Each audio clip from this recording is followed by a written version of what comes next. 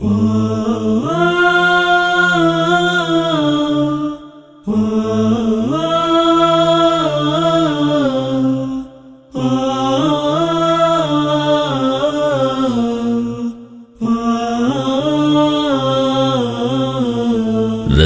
مکرم صلی اللہ علیہ وآلہ وسلم کا ارشاد مبارک ہے، جب انسان مر جاتا ہے تو اس کا عمل موقوف ہو جاتا ہے، مگر 3 چیزوں کا ثواب جاری رہتا ہے۔ نمبر 1 صدقہ جاریہ، نمبر 2 علم جس سے لوگ فائدہ اٹھائیں، نمبر 3 نیک اولاد جو اس کے لیے دعا کرے۔